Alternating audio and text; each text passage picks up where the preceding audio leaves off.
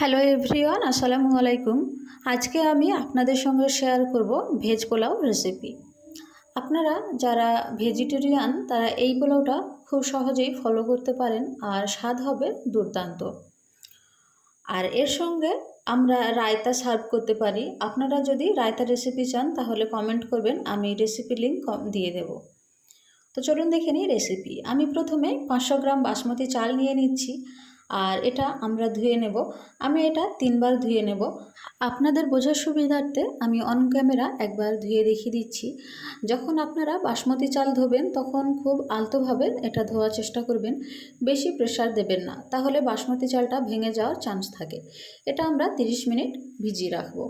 এরপরে ওভেনে আমরা রান্না করার জন্য একটা পাত্র বসিয়ে দেব আর সেটা গরম হলে তার উপরে আমরা 2 চামচ দিয়ে দেব ঘি, সাথে দিয়ে দেব রিফাইন্ড অয়েল। আপনারা যে কোনো কুকিং অয়েল ব্যবহার করতে পারেন। এরপরে আমি 2টো মিডিয়াম সাইজের পেঁয়াজ কেটে রেখেছিলাম আগে থেকে, তো সেটা আমরা এই তেল আর ঘির উপরেই দিয়ে দিচ্ছি।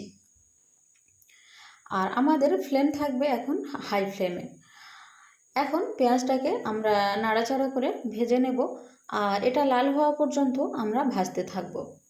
পেঁয়াজটা লাল হয়ে গেলে আমরা এটার উপরে সমস্ত মশলা, গোটা মশলা ব্যবহার করব। এখানে আমি নিয়েছি 2টো তেজপাতা, 1 চা চামচ জিরা গুঁড়ো, একটা দারুচিনি, একটা জয়িত্রী, 4টে লবঙ্গ, 4টে এলাচ এবং 8টা নিচ্ছি কিশমিশ।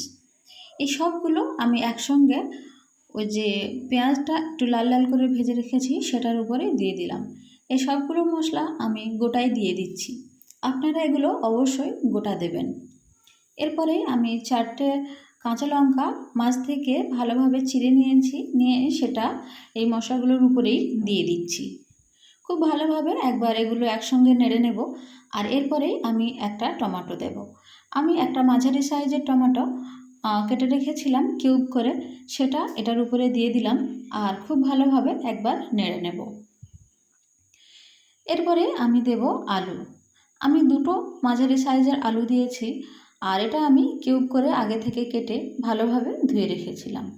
যেহেতু খুব বেশি আমি আলু পছন্দ করি না, তাই এখানে আমি অল্পই আলু দেব। আপনারা যারা আলু একটু বেশি পছন্দ করেন সেক্ষেত্রে আলুটা একটু বাড়িয়ে নিতে পারেন।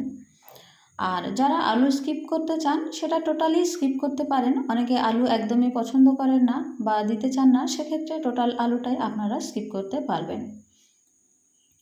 আমি এখানে 200 গ্রামের মতো মটরশুঁটি নিয়ে নিয়েছি আর এখন এটা মটরশুঁটিটা আমি এগুলোর উপরে দিয়ে দিলাম আর খুব ভালোভাবে একবার নেড়ে নিলাম।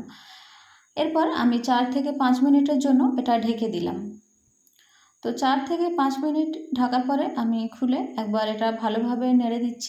আর এই প্রথমবার যখন আপনারা ঢাকা দেবেন তখন ওভেনের ফ্লেমটা অবশ্যই লোতে রেখে দেবেন, কারণ যেহেতু এটাতে একদমই জল নেই সেহেতু এটা বসে যাওয়ার চান্স থাকে। আর এরপরে আমি একবার এই নেড়ে দিয়ে এখন এখানে আমি 100 গ্রামের মতো টক দই এটাতে অ্যাড করব। তো টক দই দেওয়ার সময়ও আপনারা ওভেনটা একদমই লোতে রাখবেন, না হলে দইটা একটু কেটে যাওয়ার সম্ভাবনা থাকে। তো দইটা দেওয়ার পরে আমি খুব ভালোভাবে মিক্স করে নেব আর ওভেনের ফ্লেমটাও লোতে রাখবো। এখন আমি অ্যাড করব লবণ। আপনারা নিজেদের স্বাদ মতো লবণ দেবেন এবং 1 চা চামচ হলুদ গুঁড়ো, 1 চা চামচ লবণ গুঁড়ো, 1 চা চামচ জিরা গুঁড়ো, 1 চা চামচ ধনিয়ার গুঁড়ো আর হাফ চা চামচ দেবো আমি গরম মশলা। আমার আলাদা গরম মশলার মিক্স করা আছে, সব রকম মশলা একসঙ্গে দিয়ে সেটা আমি হাফ চা চামচ দিয়ে দেব। তো সবগুলো মশলা দিয়ে আমি খুব ভালোভাবে এটা নেড়ে নেব। আর এই সময় মশলাগুলো একদম যেন ভালোভাবে গায়ে লেগে যায় সেটা আপনারা খেয়াল রাখবেন। তো এখন আমি দিয়ে দিচ্ছি ভিজিয়ে রাখা চালটা। আমি চালটা 30 মিনিটের মতো ভিজিয়ে রেখেছিলাম আর সেহেতু অনেকটা নরম মতো হয়ে গিয়েছে। আর এবার আমি দিয়ে দিচ্ছি চালটা। আর এটা রান্না করতে খুব বেশি সময় লাগবে না, যেহেতু আলু মশলা অনেকটা কষানো আছে আর চালটাও আগে থেকে ভিজানো ছিল তাই।